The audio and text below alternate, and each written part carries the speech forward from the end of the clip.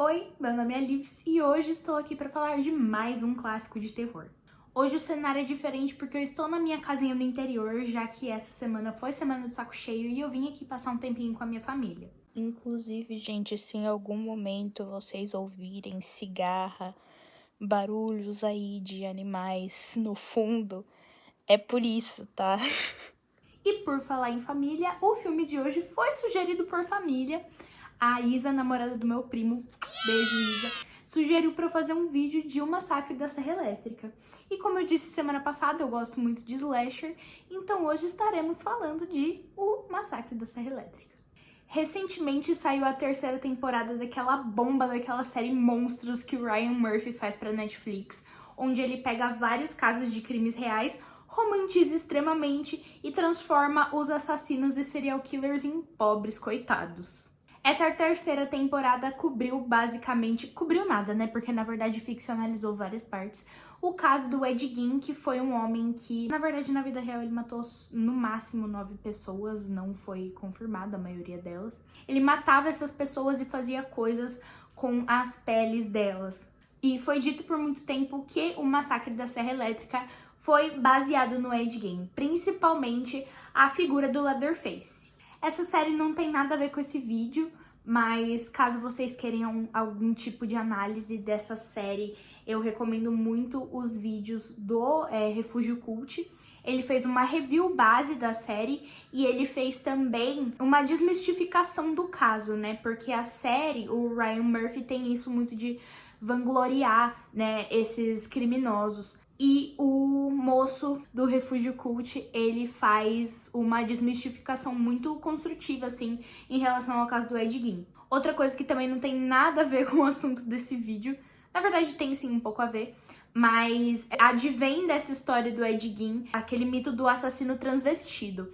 Então, se vocês souberem inglês e tiverem paciência, eu vou deixar aqui embaixo um vídeo da Girl on Film, que é um canal de cinema que eu gosto muito, que ela fala sobre essa história do mito do assassino transvestido. E eu pessoalmente acho isso muito interessante, porque engloba todas essas figuras que se dizem ter sido inspiradas pelo Ed Gein, como o Leatherface, o Buffalo Bill, o Norman Bates. Mas é isso, essa intro já tá muito longa, então vamos começar a falar sobre o filme. O filme começa com um texto explicando que o filme que a gente tá prestes a ver conta sobre o destino macabro e triste de 5 jovens, mas especialmente de 2 irmãos, a Sally e o Franklin. O filme começa no dia 18 de agosto de 1973. Depois daquele texto aparecem flashes de corpos mortos, levemente decompostos. Flashes mesmo, como se fosse uma câmera tirando foto deles. E é pelo contexto de um rádio que a gente descobre que esses corpos, na verdade, foram exumados e expostos num cemitério numa pequena cidade no Texas. A cena transiciona e a gente entende que esse barulho do rádio, na verdade, tá vindo de dentro da van, onde os nossos 5 personagens jovens estão. Essa van para, um deles sai, puxa uma rampinha e um garoto cadeirante... Garoto não, né? Um homem. Cadeirante desce pra ele poder fazer o xixizinho dele, porque ninguém é de ferro. O moço tá lá fazendo o xixizinho dele numa lata, e aí que passa um caminhão em alta velocidade do lado da van, e eu não entendo se é, sei lá, porque o chão tremeu ou porque o caminhão passou muito rápido, mas o moço da cadeira de rodas cai do morro ali e uma das meninas que tava dentro da van grita: Franklin, pelo amor de Deus. E aí a gente entende que essa menina é a Sally e o outro menino é o Franklin, que são os irmãos. Aparentemente fica tudo bem, porque na próxima cena já tá todo mundo de volta dentro da van e uma das meninas que tava lá dentro, não a Sally, a Pam, começa a ler sobre horóscopo. Ela fica falando sobre, tipo, Saturno retrógrado, coisa de signo, essas coisas. Os 5 jovens chegam com a van deles na cidade onde os corpos foram exumados daquele cemitério. E a gente descobre que o avô da Sally e do Franklin estava enterrado ali naquele cemitério e eles queriam saber se o corpo dele tinha sido exumado também.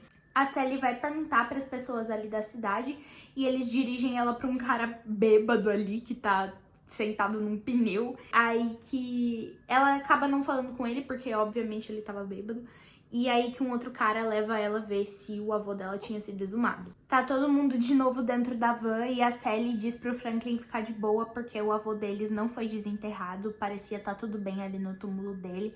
E aí que eles dentro da van passam do lado de um lugar que tem um cheiro muito ruim. E aí o Franklin lembra, esse é o abatedor onde nosso avô trabalhava. O Franklin fica falando sobre como antigamente eles matavam as vacas pra fazer bife, né? E aí que a Pam, ela aparentemente é vegetariana. E ela fala, pelo amor de Deus, para de falar disso, o clima tá pesado. E aí que eles estão dirigindo ali, eles estão na estrada e eles veem o cara pedindo carona ali no canto da estrada. Lá dentro da van eles ficam tipo, nossa, esse cara é muito esquisito, mas vamos dar uma chance pra ele, né? Pelo amor de Deus, o cara tá precisando de uma carona, só isso. O carona entra no carro e ele aparentemente é o estereótipo do maluquinho, do cara que tem problemas mentais. E eles perguntam se ele trabalha no abatedor, ele fala, não, mas meu irmão e meu avô trabalham, minha família gosta muito de carne.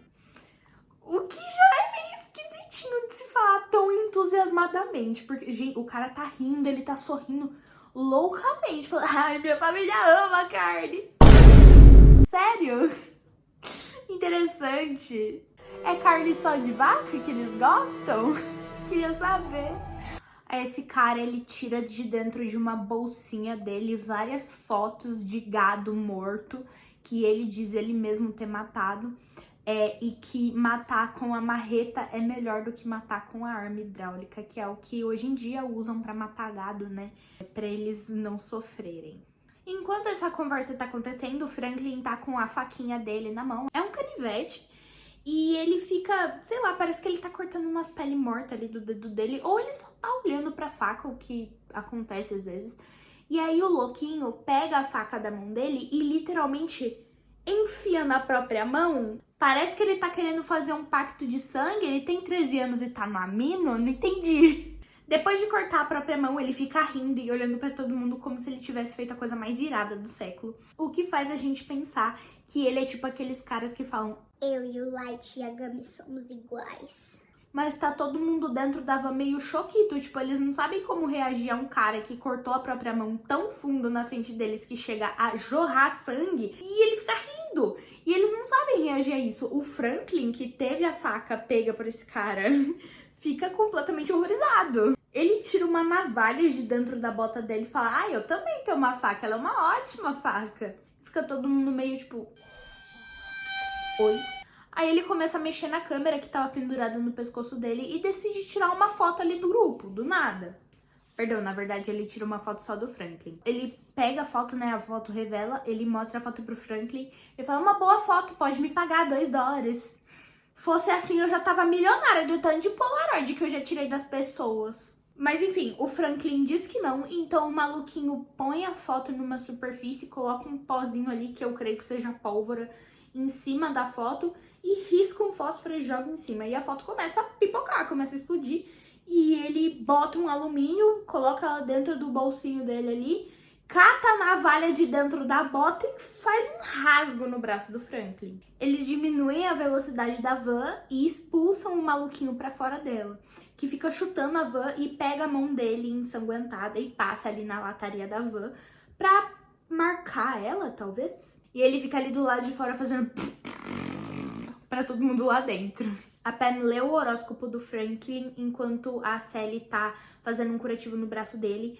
E o horóscopo dele fala que envolve viagens no campo e irritar pessoas desconhecidas transformaria o dia dele em algo perturbador e imprevisível. Ou seja, destino. De novo, já estamos sabendo que vai dar uma bosta colossal. Eles param ali num micro postinho de gasolina e eles querem abastecer a van enquanto as meninas vão no banheiro. Só que o cara fala que não tem gasolina, sendo que é um posto de gasolina. Aí que o Franklin pergunta sobre algumas coisas ali, sobre, na verdade, uma casa ali na região, que todo mundo acredita ser abandonada, mas na verdade é uma casa que pertence ao pai do Franklin. Mas enfim, o dono do posto fica falando, tentando convencer eles de não irem pra essa casa, que pode ser perigoso, que eles podem se machucar, etc. Mas mesmo assim, eles querem ir pra lá. Os outros dois caras que estavam na van, que se chamam Jerry e Kirk, eles ficam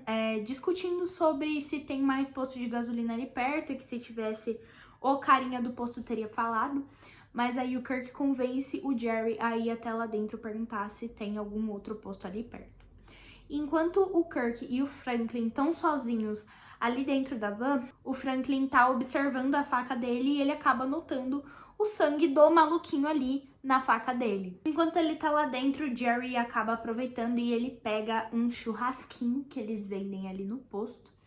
E aí todo mundo volta pra dentro da van, logo depois que o Franklin pergunta pro Kirk se ele falou alguma coisa de errado pro maluquinho. Mas antes de entrar, a Sally acaba notando que o maluquinho deixou sangue manchado ali na lataria e ela avisa o Jerry, que aparentemente é o dono da van. Dentro da van, o Franklin tá de novo mexendo na faca dele, só que a Sally pede a faca pra ela poder abrir a coquinha de lei dela, né? Enquanto eles estão na van tentando chegar na casa que agora pertence aos pais do Franklin e da Sally, o Franklin toda hora ele fica perguntando, nossa, mas será que eu fiz alguma coisa de errado? Tipo, ele tá encucado realmente com o maluquinho. Eu esqueci de falar, mas essa hora eles chegam na casa. Todo mundo entra pra dentro da casa, menos o Franklin, que fica do lado da van olhando pra marca de sangue que ficou na lataria. Aí ele vai tirar a faca de dentro do bolso e ele percebe que ele tá sem a faca. Tá todo mundo lá dentro da casa, rindo, se divertindo, enquanto o coitado do Franklin tá lá fora, numa casa nada acessível, e ele tem que achar um jeito de entrar usando a cadeira de roda dele. Ele entra e ele fica pistola porque a Sally que convenceu ele a ir nessa viagem, só que ela fala tipo, a viagem vai ser divertida, só que até agora o coitado do Franklin só se ferrou. Ele quis mijar dentro da latinha dele, caiu do barranco. Quis fazer amizade com o maluquinho, levou facada. Sabe? Complicado. Enquanto o Franklin tá ali no andar de baixo da casa, porque é o único andar onde ele consegue se locomover, o Kirk e a Pam acabam chegando e perguntam pra ele onde que fica o lago que ele tinha mencionado ali dentro da van, porque eles queriam nadar. Aí o Frank fala que tem meio que uma trilha perto de uns galpões que tem ali no quintal e que seguindo essa trilha eles chegam lá. Depois que a Pam e o Kirk saem, o Franklin acaba notando um monte de pena ali no chão da casa. Mas não é só pena, parece que é algum tipo de oferenda, sabe? O Kirk e a Pam descem aquela trilha e naquele caminho eles acabam vendo uma casa com um moinho. E por algum motivo eles deduzem que ali tem gasolina. Então eles vão fazendo o caminho até essa casa e de longe já a gente consegue ouvir o barulho de gerador, assim. Mas eles vão fazendo esse caminho até essa casa. E quando eles chegam lá tá tudo deserto, não tem ninguém. Tem vários carros, mas não tem nenhuma pessoa lá, aparentemente. Quando eles finalmente chegam ali na casa principal daquele território, o Kirk fica batendo na porta até alguém atender, só que aparentemente não tem ninguém. E aí, que em algum momento um dente cai ali no chão, ele pega e coloca na mão da Pam, que fica puta com ele.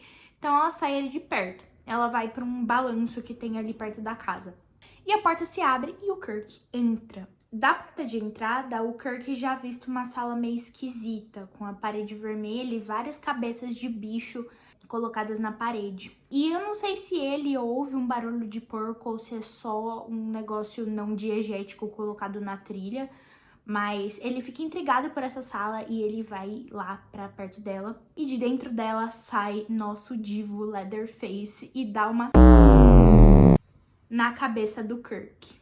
Lá fora, a Pam fica preocupada com o Kirk, que parou de responder, então ela vai andar ali pela casa. E andando pelos cômodos, ela acaba entrando numa sala que tá coberta de pena de galinha e tem uma galinha dentro de uma gaiola suspensa ali no ar. Ela fica nessa sala por um tempo e ela começa a agonizar, sendo que não tem nada acontecendo com ela, só é uma casa meio esquisita. Ai, mentira, gente, eu fiquei minimizando o sofrimento da menina, só que tinha um sofá feito de esqueleto ali.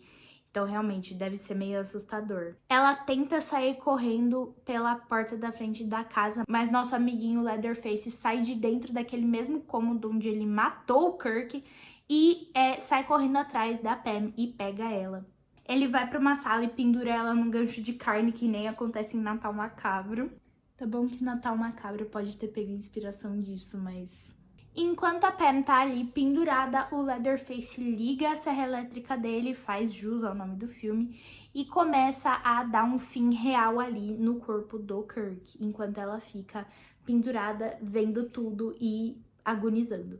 A gente volta para os jovens que ainda estão vivos e não agonizando num gancho, e a gente vê o Franklin, a Sally e o Jerry ali em volta da van. Eles estão inicialmente discutindo sobre as manchas de sangue do maluquinho ali na van e sobre como o Franklin tá preocupado de que o maluquinho pode fazer alguma coisa com eles. Aí o assunto vira pro fato de que o Kirk e a Pam ainda não voltaram, então o Jerry decide deixar a Sally e o Franklin ali na van procurando a faca do Franklin, enquanto ele vai procurar os outros 2 jovens sumidos, que na verdade agora estão, pelo menos um deles tá morto. O que mais me deixa chateada desse filme é o quanto o coitado do Franklin sofre, porque já não basta ele ser o irmão menos esteticamente prestigiado, eu entendo essa situação, mas além disso, ele caiu da porra da ladeira quando ele foi mijar, levou facada de um maluquinho e agora tá com paranoia na cabeça dele achando que ele vai morrer nas mãos desse maluquinho.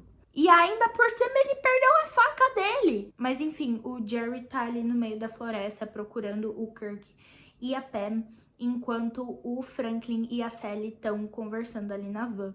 E o Franklin pergunta pra Sally se ela acredita naqueles negócios de horóscopo que a Pam tava falando mais cedo. E ela fala que ela não sabe, mas ela acha que tudo tem um significado. A gente volta de novo pro Jerry, que ainda tá procurando os 2, mas o sol já tá se pondo. E ele finalmente chega na casa do nosso amigo Leatherface. Ele fica ali batendo na porta, vendo se ele tem alguma resposta da Pam ou do Kirk, porque ele vê que as toalhas dele estão ali fora. E nada. Aí ele decide entrar na casa e ele entra ali no cômodo favorito do nosso divo Leatherface e ele vê tudo sujo de sangue, inclusive os ganchos, e ele percebe 2 freezers ali no canto da sala, tipo aqueles do Pesadelo na Cozinha que o cara desligava de madrugada pra não gastar energia. Mas ele abre um desses e a Pam tá viva e ela começa a gritar, ela começa a se mexer, obviamente, né, ela tá viva. E aí que ele se assusta, o Jerry, né, vai sair correndo e aí o Leatherface chega e nele. Depois de dar um fim no Jerry, o Leatherface, ele meio que surta, ele decide sentar ali num sofá da casa e ele fica pensativo, e aí a gente consegue ter detalhes melhores da máscara dele, que é uma máscara relativamente comum, que a gente consegue perceber que é feita de pele de outros seres humanos.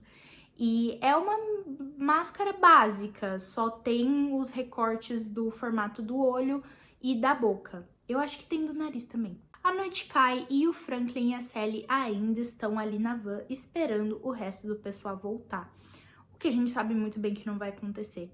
Então, os 2 decidem, depois de uma certa briga e relutância do Franklin, que eles vão ir atrás do Jerry, do Kirk e da Pam.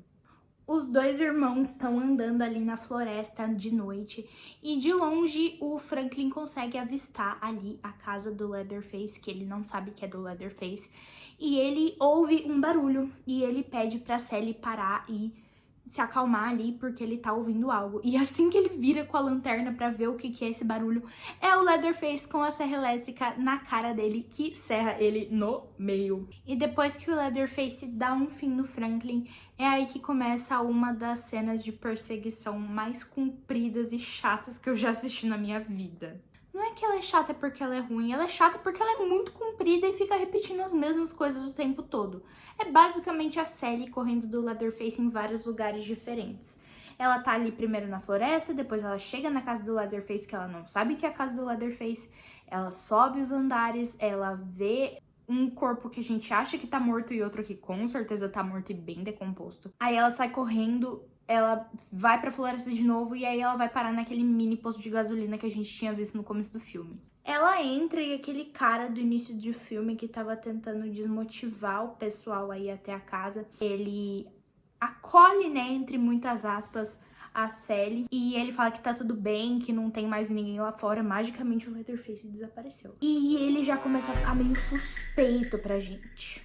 Ela pede pra ele ligar pra polícia, ele fala que lá não tem telefone e que eles vão precisar, que ela vai precisar ir com ele no carro até a delegacia. Aí ele vai buscar o carro e quando ele volta, ele tira de dentro do carro um saco e uma corda. E a gente já começa a pensar o pior, por causa do jeito que ele age, porque ele joga ela no chão, ele dá umas pauladas nela e ele meio que tenta render ela, assim, parece. Então a gente já acha que o pior de tudo vai acontecer. Mas não é isso que acontece. Ele só dá paulada nela até ela ficar inconsciente, amarra ela, coloca o saco na cabeça dela e coloca ela pra dentro do carro. Aí o cara esquisito, ele coloca o saco na cabeça da Sally, coloca ela dentro do carro dele e ele meio que, tipo, abaixa ela, assim, pra ninguém de fora conseguir ver que ela tá dentro do carro.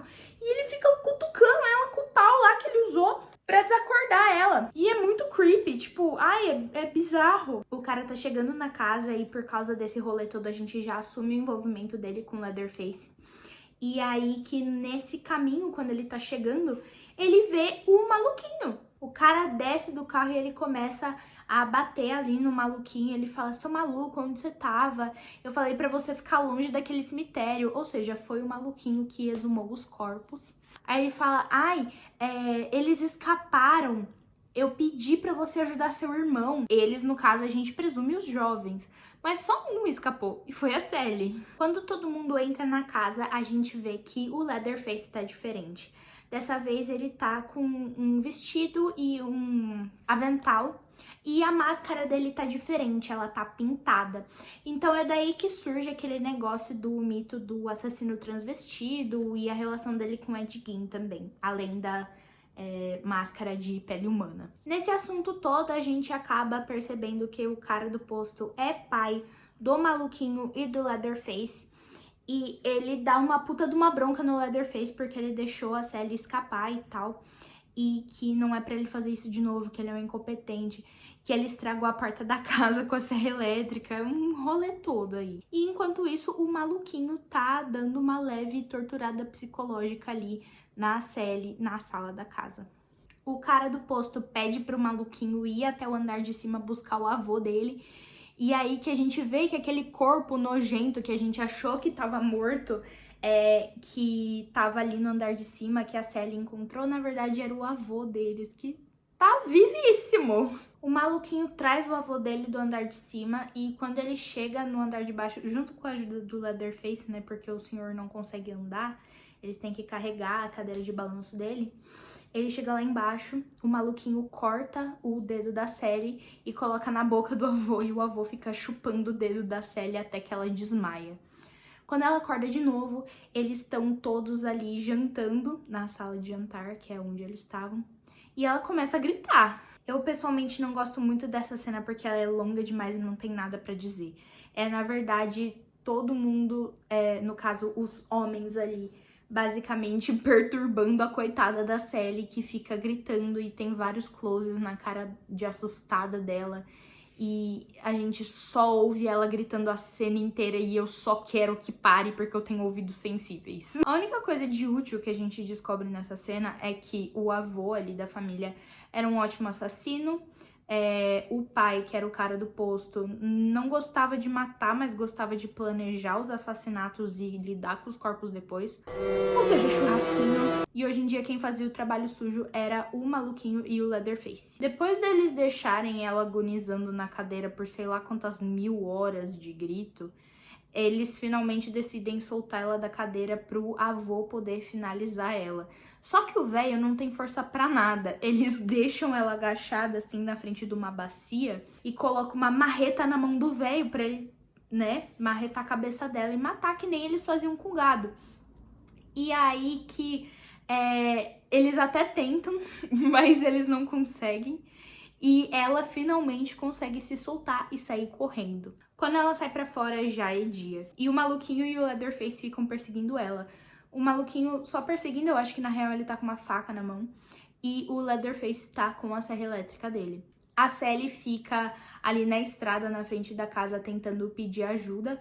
Ela até consegue parar um cara que tava num caminhão, só que aí ela não consegue fugir com ele. Mas ele pelo menos consegue fazer com que o Leatherface corte um pedaço da própria perna fora, junto com usando, né, a serra elétrica. E aí depois passa um cara numa caminhonete, ela consegue pular na garupa e ir embora. E assim que ela pula ali na garupa da caminhonete, ela começa a rir de felicidade, acho, e de alívio. E o Leatherface fica, tipo, com a serra elétrica dele no pôr do sol, ou nascer do sol, na real, eu acho. O que eu acho meio confuso, porque parecia estar dia normal e aí depois nascer do sol, meio confuso essa linha do tempo. Mas enfim, é um filme que eu gosto. Como eu já disse, eu trouxe esse filme aqui graças à diva da Isa. Obrigada, Isa. Você e o Caio são uma das pessoas que acompanham o meu canal desde o começo e mais apoiam, principalmente você, porque você sempre manda sugestões. Inclusive, se vocês quiserem deixar sugestões de próximos filmes para reviews, seja dos clássicos de terror, seja dos próximos, manda nas minhas redes sociais, quando eu postar a caixinha de pergunta ou nas minhas DMs mesmo. No meu Letterboxd sempre tem algum tipo de spoiler sobre os filmes que eu vou trazer aqui. E no Instagram também, se vocês quiserem, sigam o meu curta de segundo semestre da faculdade, O Aperreio de Sangue, que é um curta de vampiro. Então, se você gosta de terror, vai apoiar o Aperreio de Sangue. A gente tá vendendo uma rifa de Patreon do Letterboxd. É só R$10 o número, são só 100 números, então corre. E é isso, gente. Eu espero que vocês tenham gostado do vídeo. Até o próximo e tchau!